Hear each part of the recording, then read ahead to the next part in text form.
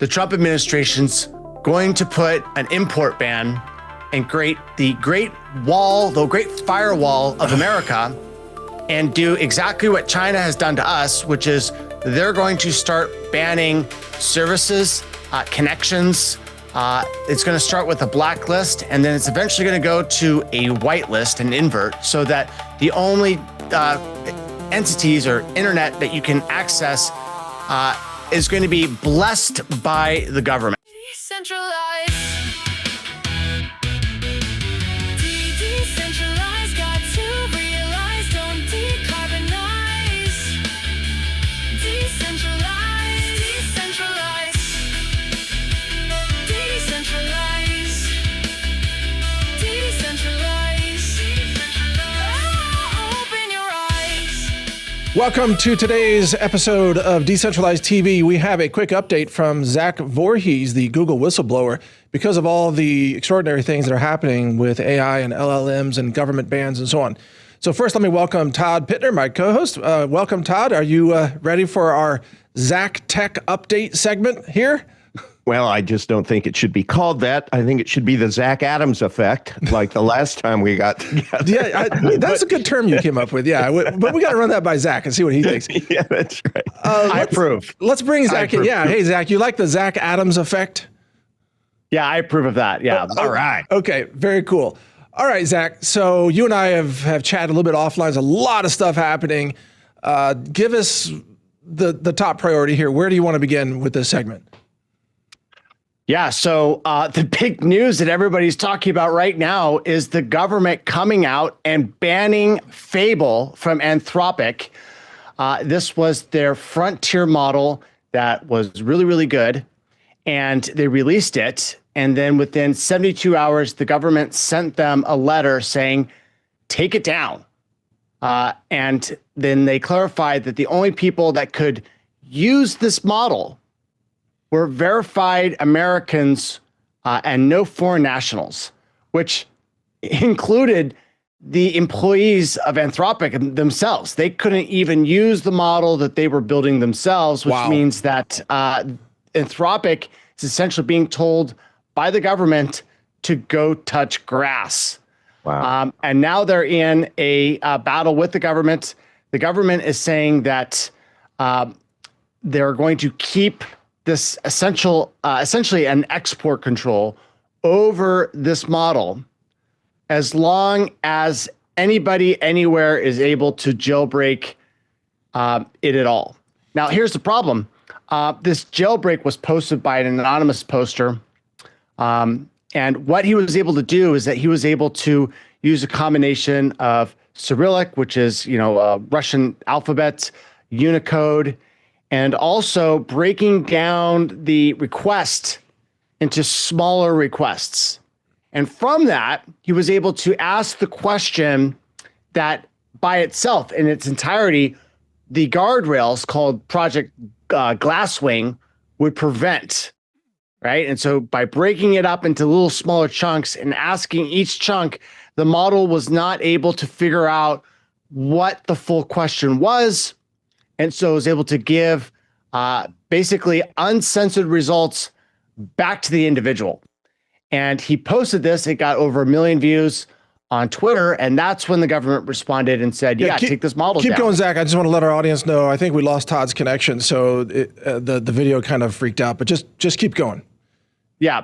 We'll fix it as you're talking. Great. So, essentially, this is where we're at. We're at the stalemate. Now, what's really, what's an unfortunate thing is that what happened next was the, U.S. government's biggest self-own, in the last month or last year for artificial intelligence, because China came around and said, look, GLM 5.2 nipping at the heels of Fable 5 model, right? Totally. Now, the U.S. government doesn't have an export control. You can use a frontier model now as long as it's Chinese. Yeah. And like you, Zach, I downloaded all the open weights of GLM 5.2, I think yesterday. even though I can't run it because I don't have enough hardware to run it locally, but one day I will, and I want to make sure I've got the model. I'm not going to let the government come along and ban that. So to your point, the US just basically is handing, the future of AI implementation to China by banning Anthropic models. Correct. Absolutely. Yeah, it's like, what are we even doing, right? Now, what was interesting is that just yesterday, June 17th, Reuters ran a new story saying the Trump administration has decided not to ban DeepSeek R1 yet, which means that there's a ban coming, right? They did the same thing with TikTok. And what's really interesting that I see is that when I look at all these, the API pricing for these models, like Anthropic's Fable, Opus 4.8, they're really expensive, really, really, really expensive. And all of these Chinese models that are coming out, DeepSeek R1, GLM, Quen, Minimax, M3, they're all at a fraction of the price of these models. And unlike before, when these models were very weak, now they are very, very, very, very good. They are almost at the level of what the frontier United States is able to make. And when you say a fraction of the cost, in some cases it's 50 times less, other cases even higher, right? I mean, it's not even close. Correct. And this begs the question, why are all these companies paying, more in their or more in their token usage than in their own employees, right? I think the NVIDIA CEO said that, if there's a $500,000 employee and they're not spending $250,000 in tokens, they need to be fired, right? But that, just to give you the scale, like $250,000 is more than most engineers make as a salary. Right. Right. And so the question is, why is a company going to spend $250,000 a year if a Chinese model that's almost as good and pretty soon may actually be better can do the same task at $25,000? Right. Now, I think I've got an answer. The Trump administration's going to put an import ban and create the great firewall of America and do exactly what China has done to us, which is they're going to start banning services, connections. It's going to start with a blacklist, and then it's eventually going to go to a whitelist and invert, so that the only entities or internet that you can access is going to be blessed by the government. So wait a second, Zach. Are you saying that you think the U.S. government will not just ban the use of those Chinese models in government, which it can easily do, that's legal. Are you saying it would try to strip those models off of Hugging Face, and it would try to control GitHub, and it would ban, it would criminalize us downloading these open weights from China from like a Quen model or something? Are you kidding me? That's exactly what I'm saying. And it's not going to happen all at once. It's going to happen in stages, right? First come the blacklist. Hey, you can't access this website. You can't access that website. Then it's going to come for the whitelists, which is like, you can only access this site if it's been approved by the US government. Then what they're going to do is that they're going to declare that these open models are problematic and unsafe. And they need to be proved to the US government that they can naturally run within the borders of the United States. And if you can't prove that, they're going to pull them from the open source repositories like Hugging Face, which is an open source repository of these models. And now here's the problem. How do you figure out what these models are actually doing? How do you know that inside isn't lurking some sort of, malicious intent that's been, embedded into the weights of, essentially, like a 230 gigabyte CSV file. And it's just a list of weights. That could just be, right? Malicious intent could be triggered by anything, but these are all black boxes. OpenAI doesn't even know what their model's capable of. Not really. Right? Correct. And nor Google. It's and the thing is that understanding like the forensics of these AI models and figuring out what it is that they actually do when you just have the model itself and not running it, just static analysis. That's a frontier question that has not been answered. And so, this ability for the Chinese government or these Chinese companies to prove that their models are harmless and they don't have any, malintent is virtually impossible. Okay, Zach, no way I have the solution. The Trump will announce you can have any model you want as long as it runs on an Apple II. Which apparently is really good at AI from 1979. That's amazing. Go ahead, Todd. You're back. So welcome back, Todd. Yeah, thank you. Based upon what I'm hearing, is it fair to say, Zach, now that AI model access is now becoming a national security weapon? That is absolutely what I'm saying, yes. And this is the first step that they've taken to essentially declare war on AI. Wow. So the real AI risk is not that it becomes too powerful, but it becomes too controlled, right? I mean, at bottom, would you say? Yeah, and the big risk too is that, look, these big tech corporations, they've already gone through the door. And what we're seeing that trap door shut. And what's going to happen is that, Google is going to be powerful enough to run the frontier models. Joe Schmo with his, gaming graphics card is not at this point going to be able to run this stuff. And so it's the little guy that's at the mercy of these government, edicts that say that you can't run this model anymore. Wow. Big Zach, corporations.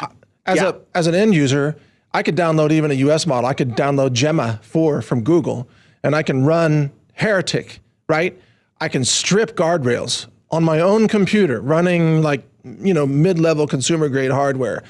I can turn the model into an uncensored model that could write all kinds of malicious code, although that's not what I do with it. I just want it to stop lecturing me about vaccines. You know what I mean? But anybody can take it and do that. Are you thinking the day is coming when that would be considered contraband and police will raid people's homes to confiscate their uncensored models?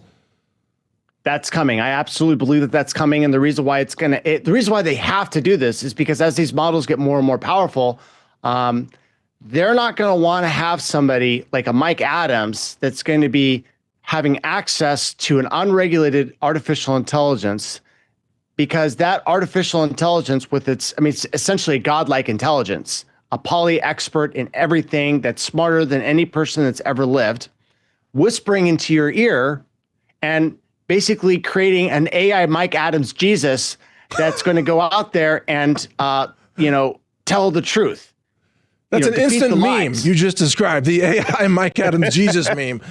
But you're right. That's exactly what I would do with AI. I want to tell the truth.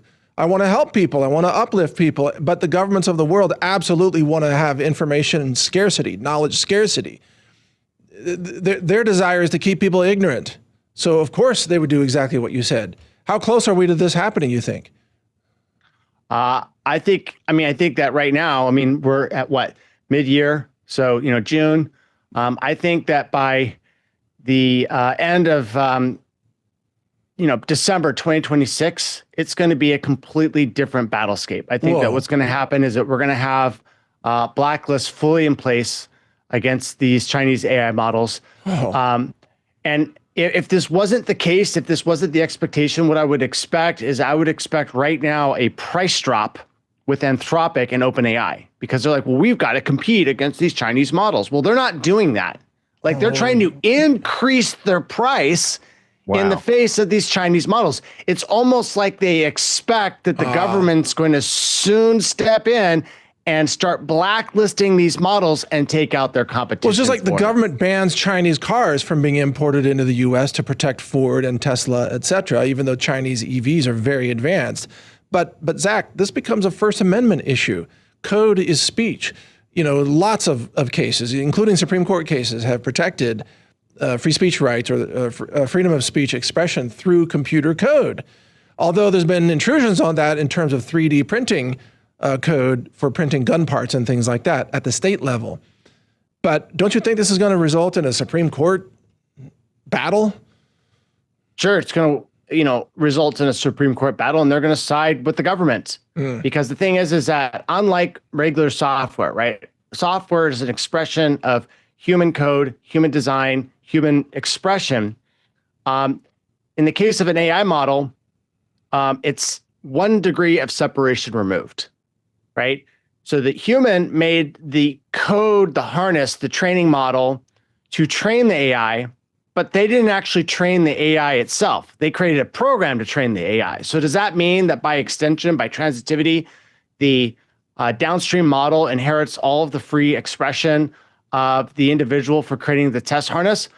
I think the government's going to come in there and say no, and I think the Supreme Court's going to agree with them. Because look, if the Supreme Court does not agree with them, the government loses all control.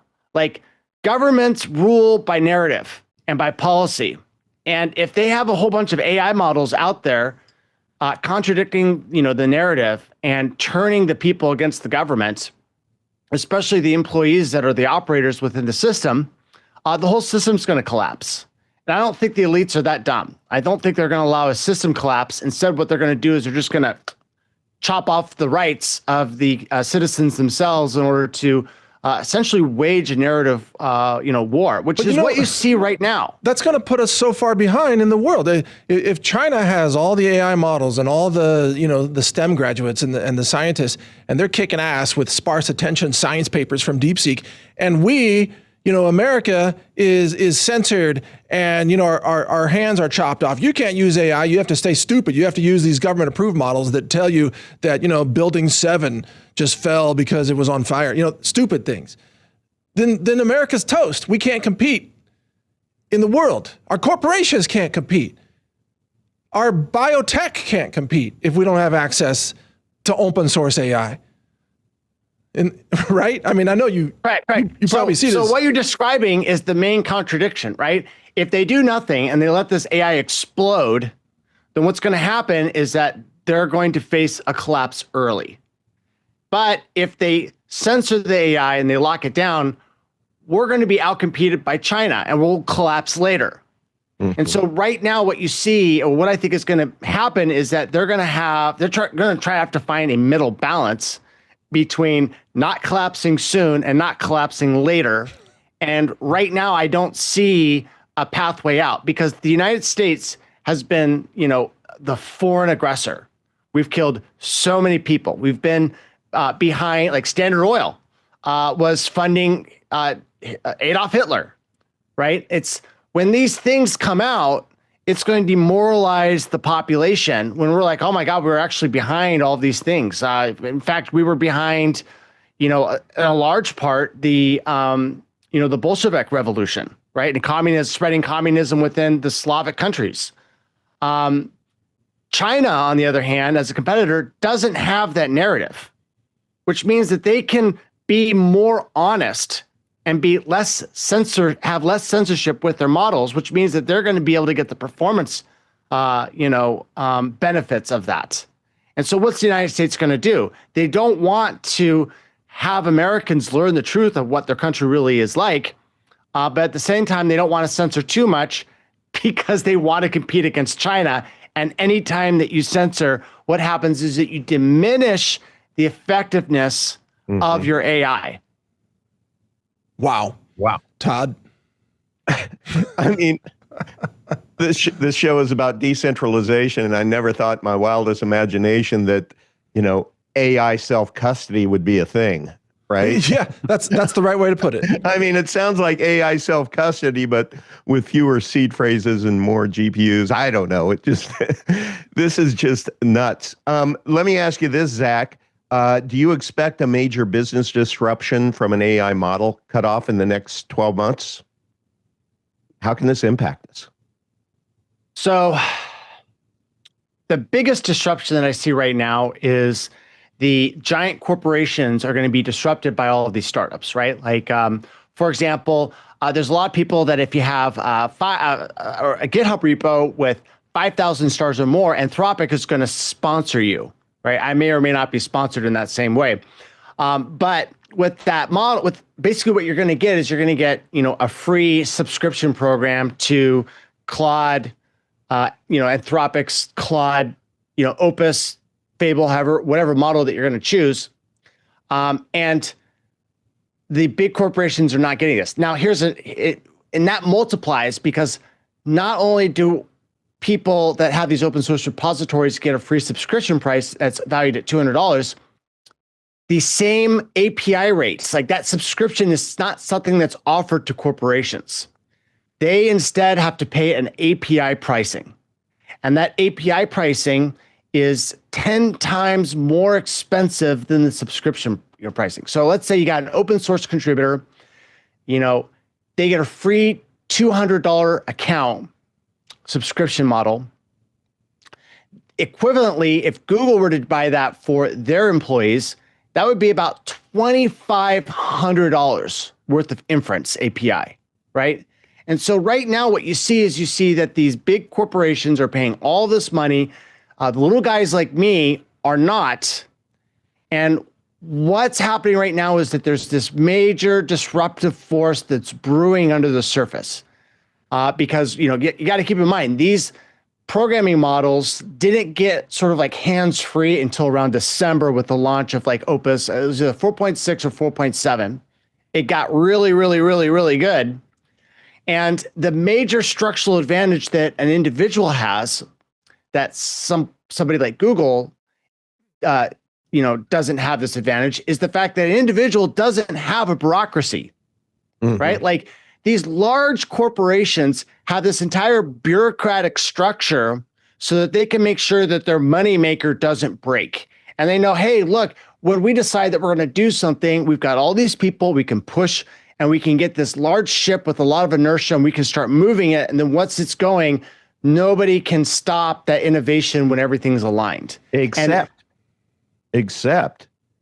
if to do so, you have to rent permission, right?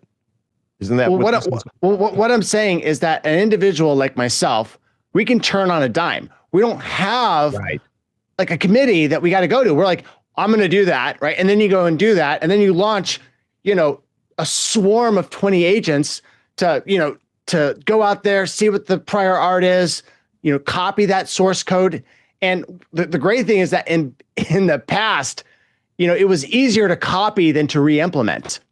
Now it's actually easier to re-implement than to copy. Wow. And so all of these open source like moats or these code moats that they had, where it's like, well, what are you gonna do? You're gonna re-implement the entire thing? Actually, that's exactly what we're doing. And right now you're just seeing this huge disruption that's brewing underneath. Now, it hasn't happened yet because the models just got good and there's this lag of innovation that's coming as people like myself figure out how to, copy the source code, clean it up. There's still a problem of that, when you have all this innovation, bugs sort of get injected. It's almost like the game Asteroids, where you blow up an asteroid and it breaks into two things. That's almost like implementing a feature. And as you do that, you create two bugs, then you fix those two bugs, and it breaks up into four smaller bugs. But at the end of the day, at the end of the day, you've got a swarm of 20 agents. You're gonna be able to like fix all these bugs. Wow. Okay, Zach, we got to wrap this up. We're almost out of time. I want to be sure. I'm sorry to interrupt. What you said makes perfect sense, but I want to give out your website, zachvorhies.com, where people can follow you there. And then your Twitter handle again. What is that? Perpetual Maniac. Perpetual Maniac on X. Also, I want to say, I think you're going to be joining us nearly every week for an update like this, correct? Correct. All right. That sounds awesome because we have a lot to talk about. One final thing, folks, my AI engine for deep research is called brightanswers.ai. This is exactly the kind of thing that the government probably wants to ban because it tells the truth about so many topics. So I'm going to do my best to keep that alive. But what Todd said is key. Self-custody your machine cognition. Own your hardware and get your open source models and run it locally and get it all done. Copy all the models, download from Hugging Face before December that Zach is warning about. So Zach, thank you for the update today. It's always a pleasure speaking with you. Until next time. Okay. Thank you. See you next week. Take care, Zach. Right. Thank you so much. Okay, there we go. Episode 1 of the Zach Adams Effect. Thanks, Todd, for the name. Vanishing Todd. There he goes. All right, that's a wrap for today's episode here of the Zach Adams Effect. Thanks to Zach Vorhies. And we'll bring you another episode next week. I'm Mike Adams. Thank you for joining me here today. And Todd Pittner here on decentralize.tv. Take care. Cheers.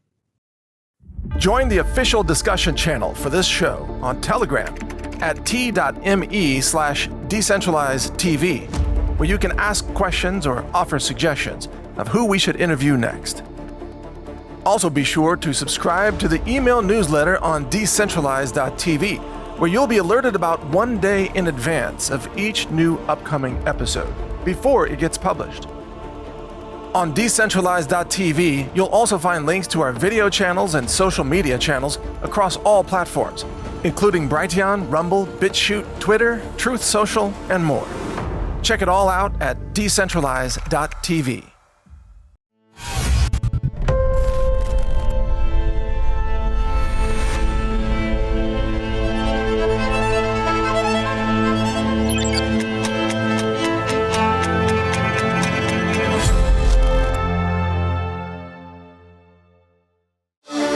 Power up with our organic whey protein powder, a complete protein packed with amino acids, non-GMO, and lab tested for purity.